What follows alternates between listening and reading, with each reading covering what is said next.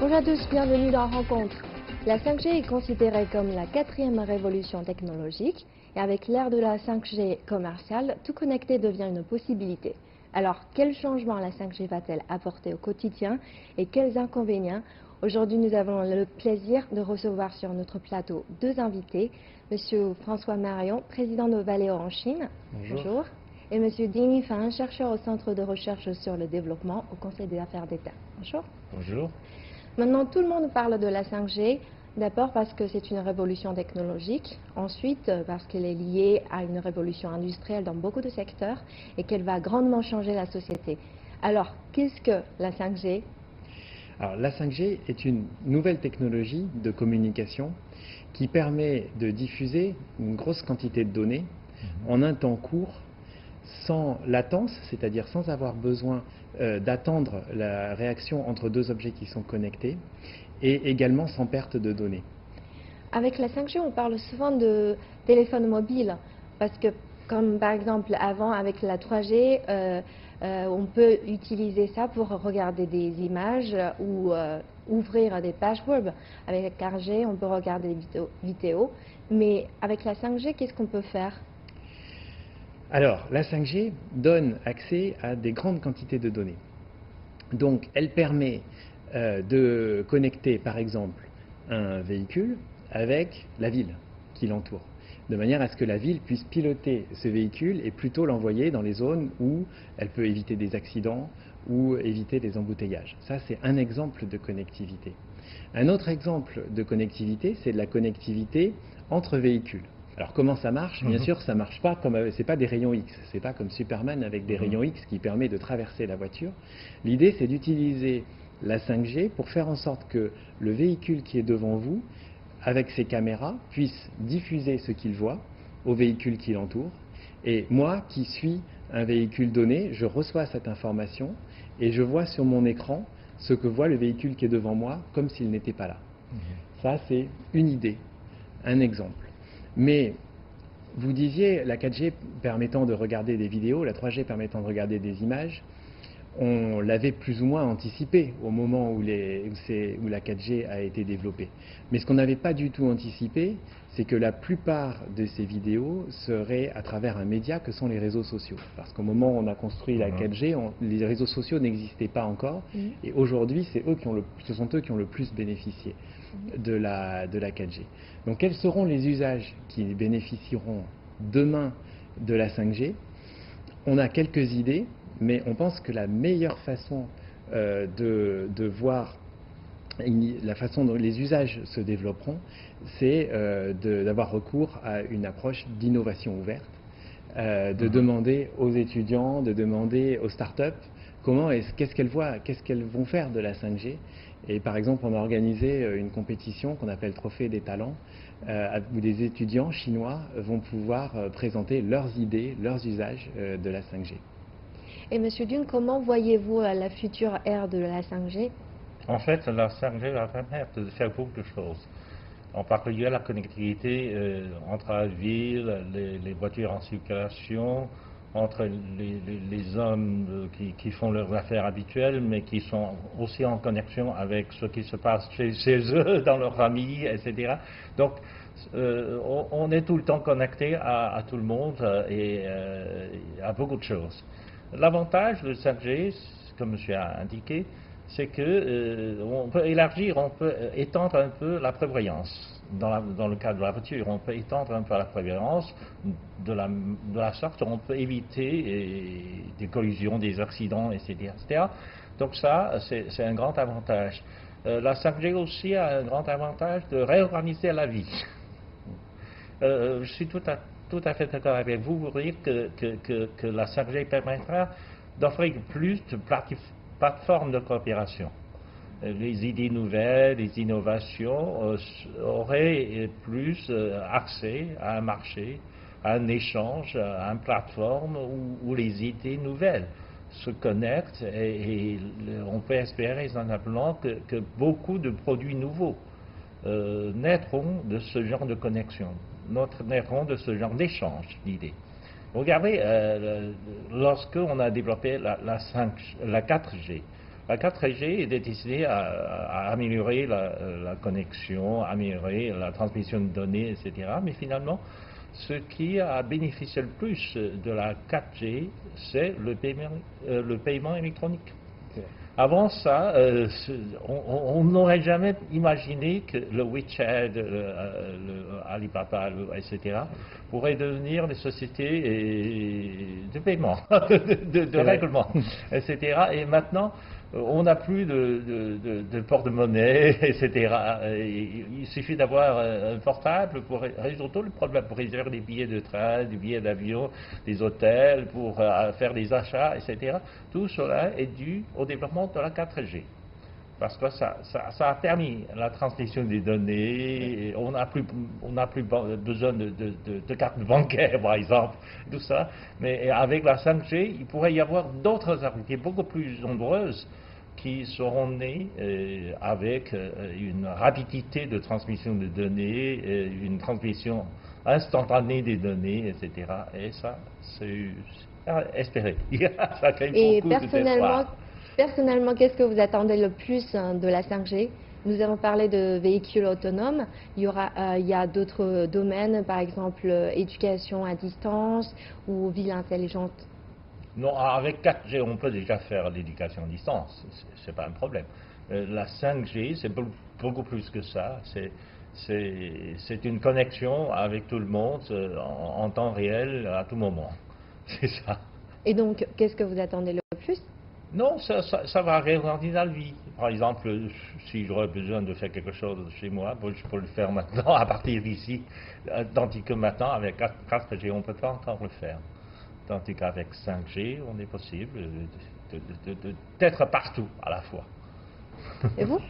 Une des applications qui m'intéresse dans la 5G, c'est l'idée de téléprésence. C'est la combinaison entre les réalités, les casques par exemple de réalité virtuelle qui vous permettent d'avoir une très bonne image à 360 degrés du monde autour. Et grâce à la 5G, on peut voir ce qui se passe à l'autre bout du monde. Alors, on a fait un petit démonstrateur qu'on a présenté également à Las Vegas au début d'année, dans lequel il est possible de se télétransporter dans une voiture à l'autre bout du monde et de voir ce que, par exemple, les membres de votre famille voient. Vous n'avez pas pu partir avec eux en voiture, mais vous pouvez vous projeter dans la voiture parce qu'on a maintenant la possibilité, avec de très bonnes résolutions, d'envoyer des images à 360 degrés. Donc ça, ces idées de téléprésence me semblent intéressantes dans le cadre de la 5G. Et justement, beaucoup de gens ont vu le film Ready Player One de Steven Spielberg et l'expérience de réalité virtuelle a donné une profonde impression. Est-ce que la première appli révolutionnaire sera-t-elle un jeu dans le cloud? C'est une bonne question. Moi, encore une fois, je suis intéressé par les expériences immersives. Et ce qui est fascinant dans Ready Player One, c'est justement le caractère immersif dans le monde virtuel. Mais pour moi, on va commencer par de l'immersion dans le monde réel. Voilà, l'immersion dans le monde réel, peut-être également dans le monde réel augmenté. C'est-à-dire dans le monde réel dans lequel vous pourrez, l'ordinateur vous fournira, ou le téléphone portable, ou la voiture, des informations sur ce que vous voyez, ou sur la route à prendre, directement sur les images. Et quelles sont les exigences requises en matière de matériel informatique et de logiciels pour entrer dans l'ère de la 5G? Alors, bien sûr, il faut que les industries de télécommunications fassent évoluer le réseau de télécommunications pour qu'ils puissent diffuser davantage de données, et c'est en cours, vous l'avez vous-même indiqué. Il faut également faire évoluer les dispositifs qui se connectent à ces réseaux de télécommunications, faire évoluer les téléphones mobiles, et également à l'intérieur des véhicules, faire évoluer ce qu'on appelle le dispositif télématique, c'est-à-dire la porte d'entrée qui permet de passer du véhicule au réseau de télécommunications pour le faire évoluer de 4G à 5G, qui sont des dispositifs sur lesquels on travaille et dont je mentionnais qu'ils seraient disponibles à partir de 2021. Mais ça, c'est uniquement la dimension technique. Après, ce qui est intéressant, c'est aussi de faire évoluer les dispositifs, par exemple, à l'intérieur de la voiture, pour qu'ils bénéficient de la 5G. Et une des idées, c'est de faire en sorte que les véhicules puissent se mettre à jour. Il y a aujourd'hui beaucoup de programmes informatiques qui sont à l'intérieur des véhicules, puisque la voiture est de plus en plus intelligente. Jusqu'à il y a quelque temps, ces programmes, une fois installés dans la voiture, n'étaient pas mis à jour. Et maintenant, avec la connexion à la 5G et la mise à disposition de grandes quantités de données, on peut penser qu'on met à jour la voiture. Alors certains modèles le font aujourd'hui, mais je pense que ça va largement se généraliser. Et donc la voiture qu'on achète à un instant T évoluera au cours du temps pour s'améliorer, de même que le téléphone mobile qu'on achète à un instant T voit une évolution de ses systèmes d'exploitation au cours du temps. Et quand est-ce que la population va pouvoir utiliser les téléphones mobiles dotés de la 5G? On commence à commercialiser dans certaines villes le service de 5G à partir de la deuxième moitié de l'année. Donc ça commence aujourd'hui déjà, avant la fin de l'année. Je pense que cette année, on a fêté le 70e anniversaire de la fondation de la République populaire de Chine. La cérémonie sera transmise en direct par la technologie de 5G dans les grandes villes. Ici, Beijing, Shanghai, etc. Dans les grandes villes, la 5G sera commercialisée à la fin de l'année. Mais en Chine même, c'est l'année prochaine. Et est-ce que la Chine et la France ou les pays européens mettent l'accent sur les mêmes domaines ou c'est complètement différent? Ce que j'ai observé, c'est qu'à la fois en Chine ou en Europe, il y a eu des zones qui ont été mises en place pour permettre aux acteurs privés de tester les usages. Et je pense que ça, c'est ce qu'il y a de plus intéressant, c'est de laisser les acteurs privés inventer les usages, les entreprises, les startups, de manière à ce que chacun puisse commencer à tester, avoir des idées de comment utiliser ces données accessibles rapidement, et puis voilà, inventer les nouveaux usages. Et l'intelligence artificielle est un domaine qui sera le plus affecté par la 5G. Dans quel domaine l'union de l'intelligence artificielle et la 5G pourra produire les meilleurs résultats? Alors, il est sûr que l'intelligence artificielle va beaucoup bénéficier de la 5G parce que l'intelligence artificielle est d'autant plus performante qu'elle a des grandes quantités de données disponibles, d'abord pour apprendre et ensuite pour prendre des décisions. Et la 5G est justement le tuyau, le dispositif qui permet à l'intelligence artificielle d'avoir accès à ces données. Alors moi, je suis à peu près convaincu qu'une intelligence artificielle qui va énormément bénéficier de la 5G, c'est la voiture intelligente. Parce que une voiture autonome, c'est-à-dire qui va être à la fois capable de comprendre ce qu'elle voit autour d'elle grâce à des capteurs, pas connectés, uniquement à l'intérieur de la voiture, les capteurs qui lui permettent de percevoir son environnement, on va dire les yeux et les oreilles de la voiture. Et M. Ting, qu'est-ce que vous pensez de l'intelligence artificielle? Oui, je pense que la 5G va donner des ailes à l'intelligence artificielle. C'est ça. Depuis quelques années, j'ai assisté à une grande exposition d'intelligence artificielle à Tianjin. Tianjin, c'est une ville de développement de l'intelligence artificielle. Tous les ans, ils organisent une grande foire d'intelligence artificielle. Et l'année dernière, ils ont utilisé des technologies de l'intelligence artificielle pour des voitures sans conducteur, pour des magasins sans monteur, sans chauffeur, toutes sortes de choses basées sur des équipements d'intelligence artificielle. Et je pense que la 5G, comme la 5G, peut permettre à la transition instantanée des données. Donc ça va donner à l'intelligence artificielle un champ d'application beaucoup plus large, beaucoup plus rapide. Parce que jusqu'à maintenant, l'intelligence artificielle s'est limitée à un sujet, à un objet ou quelque chose, tandis que la 5G va permettre une connexion entre tous les objets ensemble. Donc ça va créer un peu plus d'effet de l'intelligence artificielle. Et beaucoup de films de science-fiction ont imaginé le futur de l'intelligence artificielle, par exemple, la création d'un partenaire virtuel avec cette technologie, ce sont peut-être des choses qui vont être réalisées dans le futur. Mais est-ce que cela va créer, va changer la vie sociale des êtres humains? Certainement, on ne sait pas, parce que c'est souvent une espèce de peur spontanée de l'être humain face à un progrès technologique. Chaque fois qu'il y a un nouveau produit technologique, l'être humain invente des fantaisies, toutes sortes de choses. Là aussi, je pense que dans ces science-fiction, dans ces choses, il y a beaucoup de fantaisie en fait. Il y a beaucoup de fantaisie humaine parce qu'on a peur de l'avenir, on a peur du progrès, on ne sait pas. Parce que le progrès, ça implique l'incertitude. L'incertitude, on a toujours peur de l'incertitude. Donc, pensez un peu à l'histoire humaine. Chaque fois qu'il y a un nouveau produit, on casse des choses. Souvenez-vous qu'à l'époque, lorsqu'on avait des machines, etc., les ouvriers sont en train de casser des machines parce qu'ils pensaient que les machines seraient leur malheur, créeraient beaucoup de chômage, etc. Mais finalement, par la suite, les machines ne feraient que d'élever leur productivité, leur efficacité, et ça permet aux ouvriers de réduire de beaucoup l'intensité de leur travail. Ils ont souvent oublié ça. Je pense que l'intelligence artificielle, c'est la même chose. Avec l'invention de l'intelligence artificielle, on dit que les journalistes seront supprimés.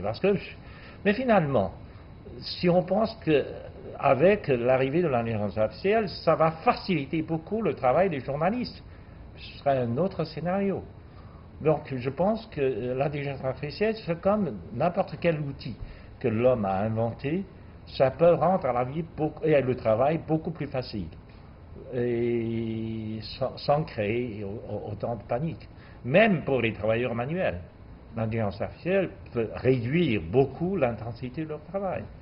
Et il ne faut pas penser qu'aux aspects négatifs du progrès technologique. Il y a l'aspect positif et toujours la motivation de l'être humain de créer de nouvelles technologies. Mais est-ce que cela va entraîner une perte massive d'emplois? Non, justement, je dis non. Ça rend le travail beaucoup plus efficace.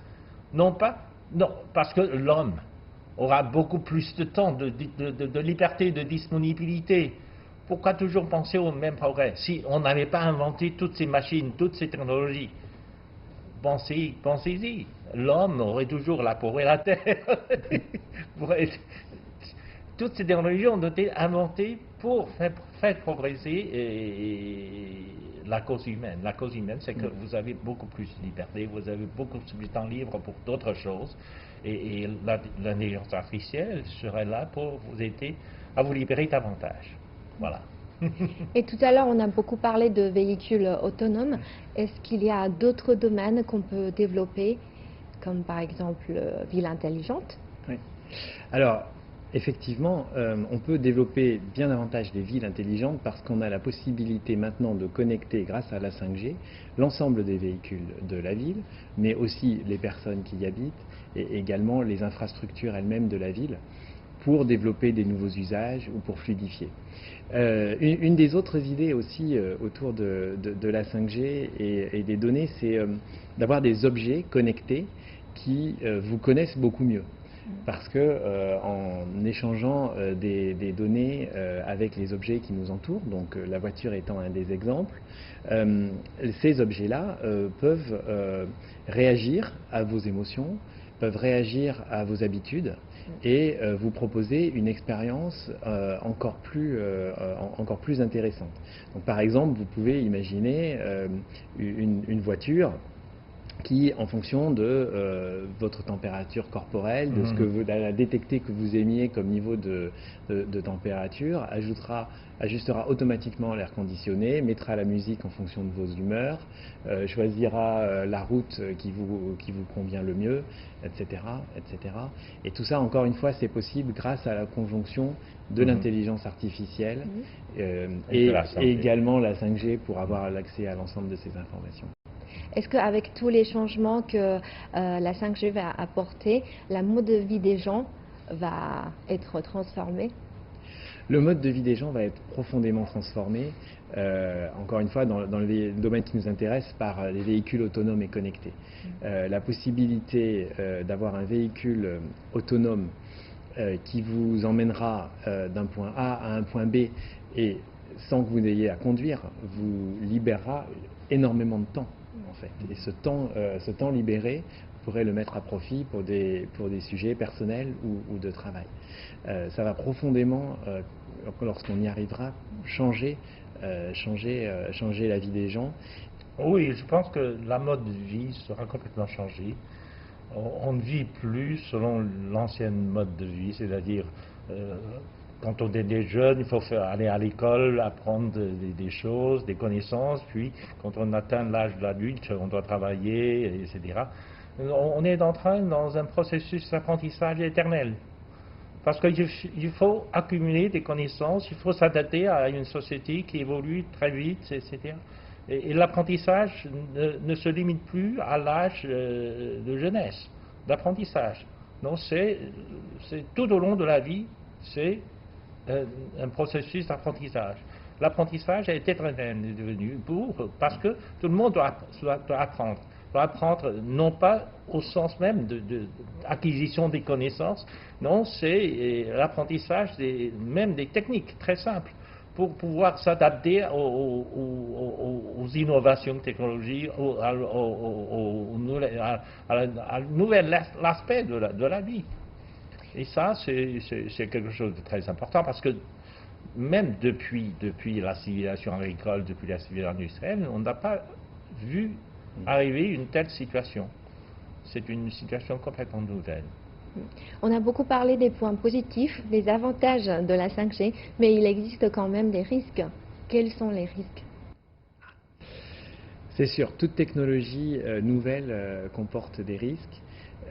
Parce que des personnes cherchent à en exploiter les faiblesses et à créer mais c'est un phénomène éternel, c'est-à-dire quelque chose de nouveau arrive, une arme arrive pour essayer d'exploiter les faiblesses et les boucliers sont mis en place pour se protéger contre ces nouvelles armes. Donc c'est l'éternelle histoire de l'épée et du bouclier qui évidemment va se renouveler avec la 5G.